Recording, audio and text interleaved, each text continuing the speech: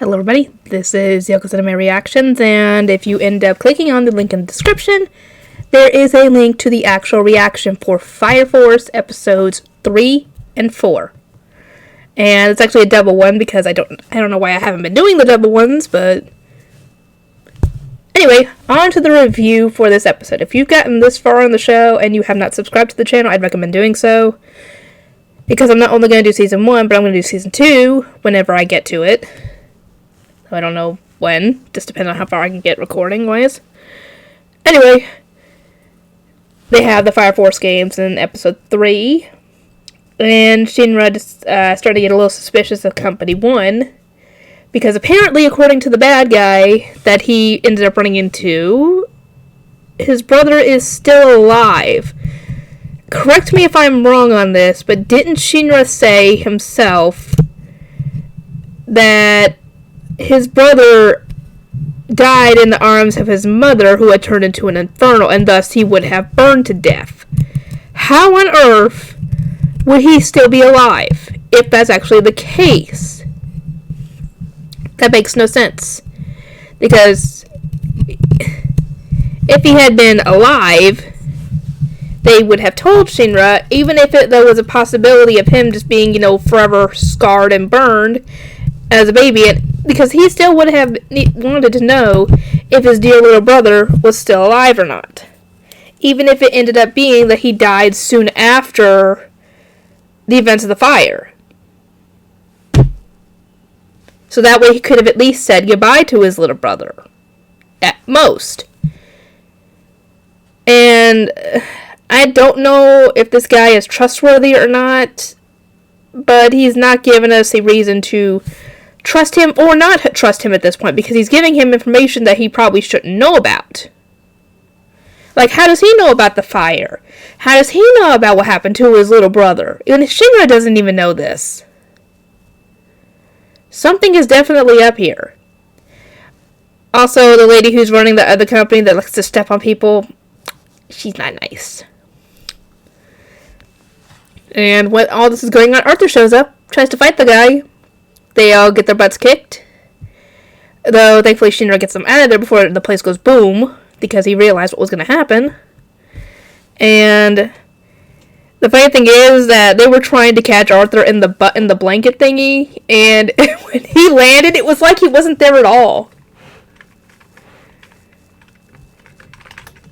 Anyway, so yeah, there's very, very many suspicions going on the other companies and their leaders trying to figure out what's going on.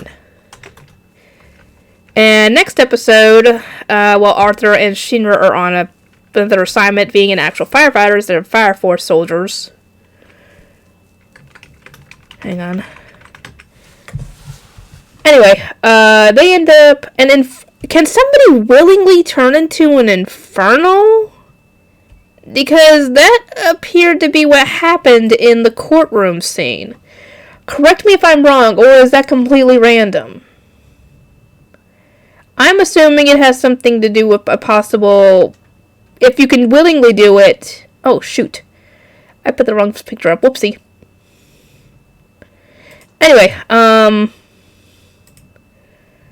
was I going to say? Can you willingly turn into an infernal? If so, what does it take? An extreme bloodlust? Or what? And unlike the other infernals that we've seen so far in the show, this one still had a sense of himself. He could still think and act like he could before. And obviously everybody was freaking out during this whole thing, and why wouldn't they? Every time they've seen an infernal so far, they've gone on rampages. So of course they're going to run from this one. Thankfully Arthur and Shinra show up, try to beat the guy up.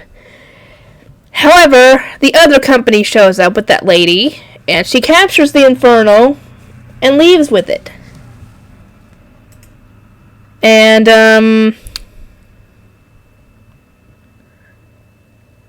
actually, I'm not going to edit these thumbnails. I'm going to test out a thumbnail just to see what everybody thinks.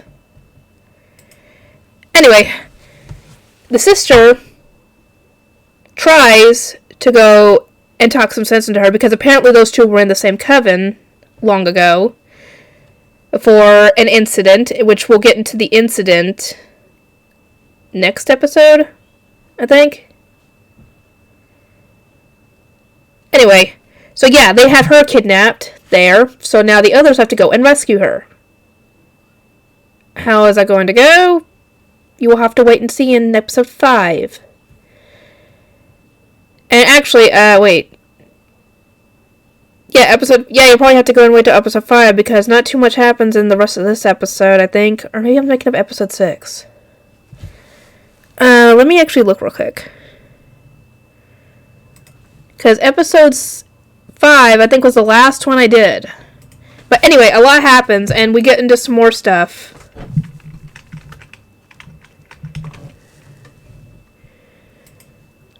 Yeah,